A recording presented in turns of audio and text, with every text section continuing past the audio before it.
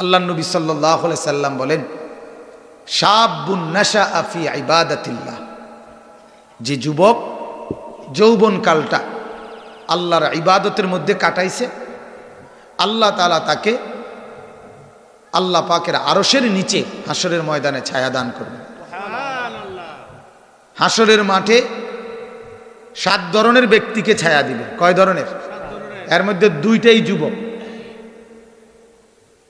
7 ধরনের ব্যক্তির মধ্যে 2 ধরনেরই যুবক, আর বাকি 5 ধরনেরও সবাই মিল্লা। হেটার মধ্যেও যুবক থাকবে, ওই 5 ধরনের মধ্যেও যুবক আছে, আর বিশেষ স্পেশালি 2 ধরনের সেখানে যুবক। একটা হলো এটা, যে যুবক তার যৌবনকালটা আল্লাহর ইবাদতে কাটাইছে। আমরা ফার্সিতে শের বলে বুজুর্গদের মুখে শুনছি যে বয়সকালে বৃদ্ধকালে বাঘ সিংহ যখন দাঁত পড়ে যায় তখন সেও আর শিকার করে না, সেও মাথা নোয়ালায়, গাঁড় নোয়ালায়। কাজেই যখন শিকার করার টাইম তখন শিকার না করা, ঠিক যে যৌবনকালে গুনাহ করার সবচেয়ে উপযুক্ত টাইম। সব রঙিন লাগে, যৌবনকাল মানে সব রঙিন। সুন্দর বেডিও সুন্দর লাগে, কালা বেডিও সুন্দর লাগে, জোয়ান বেডিও ভাল লাগে, বুড়া বেডিও ভাল লাগে, যেটা দেখে এটাই ভাল লাগে। বোঝেন নাই কথাটা? এটাকে যৌবন বলে। আর শাবাবু জুনুন, যৌবনকে পাগলামি বলা হয়। সবই ভালো লাগে, সবই নেশা নেশা লাগে। এই কারণে এই সময়টাকে আল্লাহর ইবাদতে কাটানো অনেক বড় মুজাহাদা, অনেক বড় মেহনত, আর এটা বড় দাম। আল্লাহ তাআলা এই বরকতে যৌবনের আল্লাহ তাআলা তার আরশের নিচে ছায়া দান করবেন। আরেকটা হলো যুবক, রজুলুন দাআতহু ইমরাআতুন যাতু মানসাবিন ওয়া জামালিন ফাকালা ইন্নী আখাফুল্লাহ।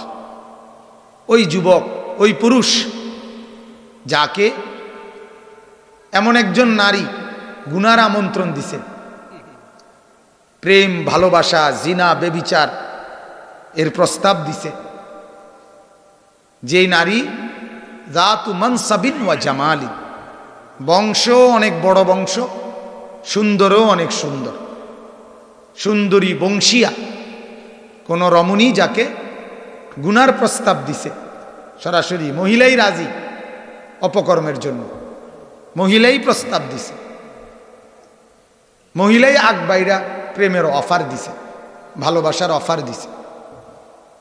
আল্লাহ রাসূল সাল্লাল্লাহু আলাইহি সাল্লাম বলেন, ওই অবস্থায় যেই যুবক, যেই পুরুষ বলতে পারে ইন্নী আখাফুল্লাহ, আমি আল্লাহকে ভয় করি,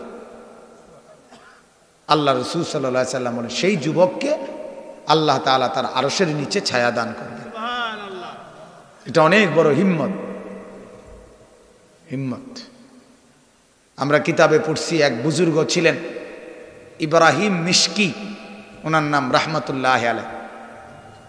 মানে উনি এক নারীর ফাঁদ থেকে বাঁচার জন্য যৌবনকালে নিজের শরীরে, কিতাবে আছে এই ঘটনাটা, আরবি কিতাবেও আছে, এক নারীর ফাঁদ থেকে বাঁচার জন্য যৌবনকালে ওই নারী তখন ওনাকে